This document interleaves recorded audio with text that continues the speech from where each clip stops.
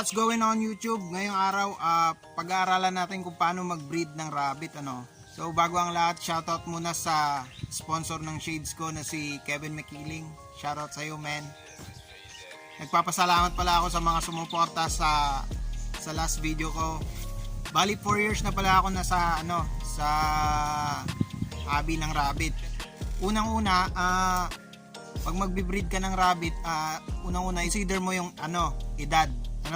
So dapat ang mga dwarf tsaka medium size na rabbit is technically nagbe-breed na sila ng 4 months, pero mas maganda kung nasa 6 months pataas, Pero yung mga giant breed like Flemish Giant, Continental Giant, nagbe-breed sila sa 10 to 12 months. Ang babae ang ilalagay mo sa kulungan ng lalaki, kasi pag yung lalaki yung nilagay mo sa kulungan ng babae, may tendency sila na aawain lang ng babae yung lalaki, So syempre territorial ang mga rabbit. So kailangan mo ang babae ang ilalagay mo sa kulungan ng lalaki. Tsaka pag ang lalaki ang nilagay mo sa kulungan ng babae, yung lalaki hindi niya kakastayin yung babae. Ang gagawin niya is magmo-markings lang siya sa paligid ng cage ng babae sa kulungan. Iihi lang siya ng ihi, kasi syempre lalagyan niya ng ihi niya para gusto niya maging teritoryo niya. So ang ginagawa ko, inaantay kong magsawa yung lalaki sa kakakasta sa babae, kasi minsan pag mga 2 hanggang 3 medyo minsan hindi talaga siya nabubuntis, kaya hinahayaan ko lang yung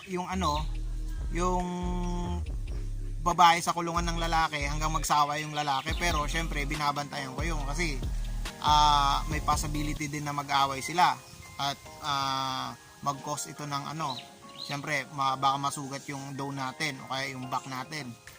Dapat successful din ang mating ng buck. So dapat ganito, yan, pag tumumba yung buck tsaka tumunog siya, ayun, successful yun. So siguro mga 5 hanggang pataas ang kailangan para sure na bubuntis yung doe natin. Ang gestation period pala ng rabbit ay umaabot ng 30 days, pero minsan na experience ko hanggang 40 days bago siya nanganak. At aalagaan naman ng doe ang mga baby niya ng 30 days. Pagkatapos ng 30 days, pwede niyo nang iwalay yung mga baby. Syempre ang mangyayari niyan, magiging matakaw ang doe nyo kasi nagpapadede siya, So wag nyong bigyan ng commercial feeds, kasi may tendency na ma-overfeed siya tsaka magtatay yung doe nyo. Pwede nyo siyang bigyan ng unlimited, pero hay o kaya yung damo na medyo tuyo ng konti, na air dry na, kasi pag yung fresh naman na damo is pwede ring magtay yun. Bigyan nyo ng malunggay, madre de agua, pampalakas ng gatas. Kapag malapit na mga anak ang doe nyo, let's say mga pang 28 days niya, ilagay nyo na sa medyo maluwang na kulungan, siguro minimum is 2x2 by feet. Lalo na pag first time mom, hindi sila masyadong magaling mag-alaga ng mga kids nila, kaya kailangan medyo mas maluwang, kasi pag medyo masikip yan, matatapak-tapakan nila yung mga baby nila, lalo pag busog sila ng gatas, pag naapakan yan, mamamatay agad. So maglalagay tayo ng next box, yung balipugad ng doe natin sa pang 28 days. Ilagay natin ang mga doe natin sa malamig na lugar, Much better kung nasa silong ng kahoy, parang ganito sa akin, para kasi mahina sa init ang mga kuneho.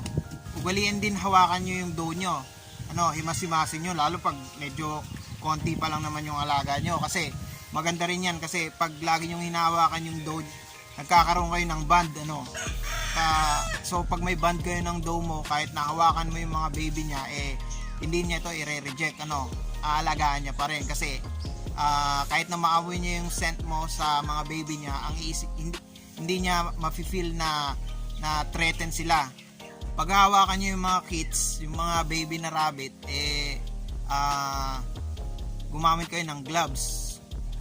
kasi minsan talaga lalo pag hindi kayo bonded nung parents ng doe is hindi i-reject niya yung mga baby niya, no. Tsaka kung hindi naman kailangan talaga, wag niyo na lang hawakan, lalo pag wala pang mga buhok. Tsaka wag kayong matataranta kung hindi nyo nakikitang nagpapadede yung doe nyo. Kasi ang mga kuneho naman is hindi katulad ng mga baboy, ano, na ang baboy kasi mayat maya yan nagpapadede. Hindi katulad ng doe na once a day, twice a day lang sila magpapadede. Tsaka karamihan is madaling araw. Pinagpapahinga ko yung doe mga 10 days, ganon. Minsan depende, pag medyo payat pa rin siya, dinadagdagan ko yung araw ng pahinga niya. Hindi ko ulit siya binibreed sa back, ano, kasi ang tendency nun is ma-overbreeding yung doe mo, papayat ng papayat.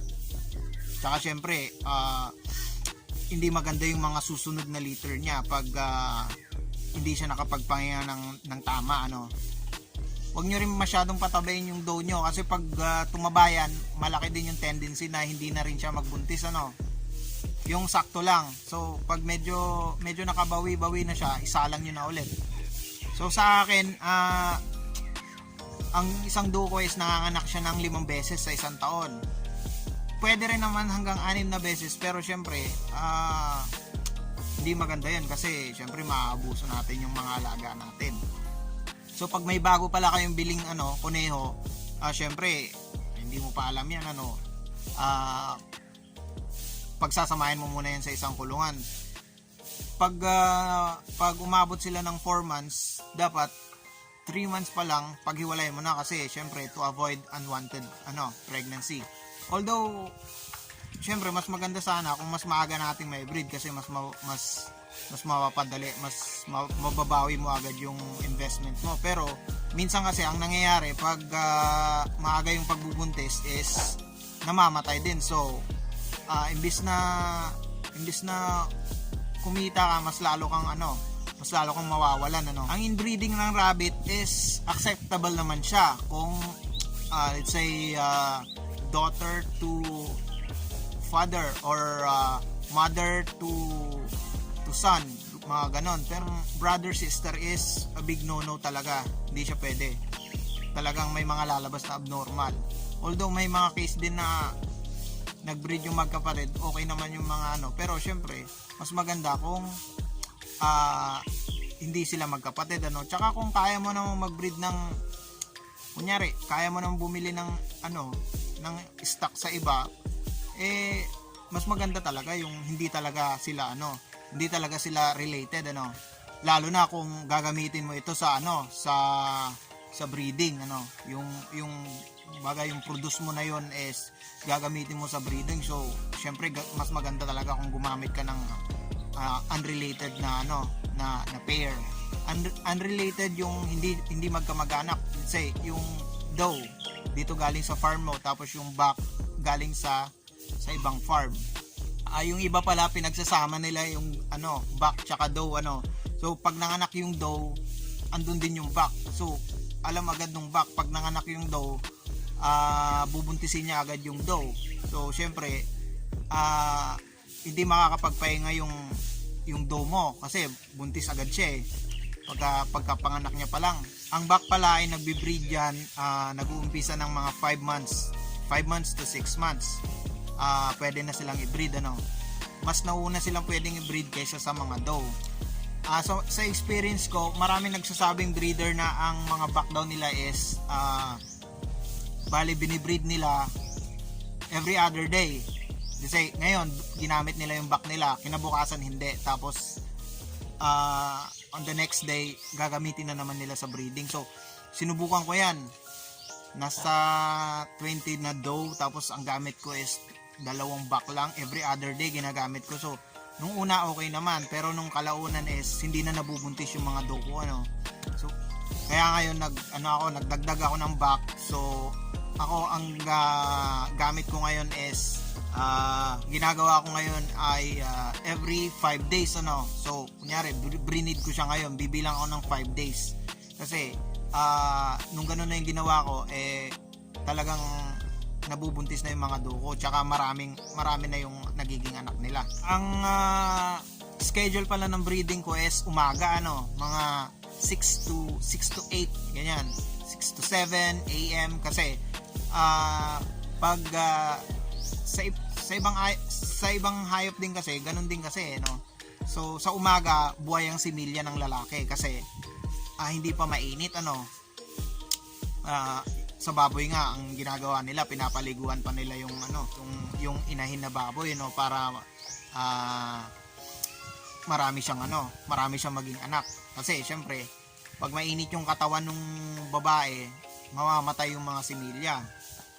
Tsaka ang ginagawa ko, hindi ko muna pinapakain yung doko. Busog yan, syempre lalabas yung yung sperm yung similya ng lalaki. Kasi syempre busog siya, parang mapipiga ganun. Kaya hindi ko muna pinapakain para maraming mga anak. Like, share, and subscribe, no. So napakarami pa nating pag-aaralan sa channel na to. Kaya kung ikaw ay isa kang hobbyist, isa kang breeder na nag-uumpisa pa lang, is sinisigurado ko sa iyo na marami kang matututunan dito. Ayun, sana samahan niyo muli ako sa next kong video.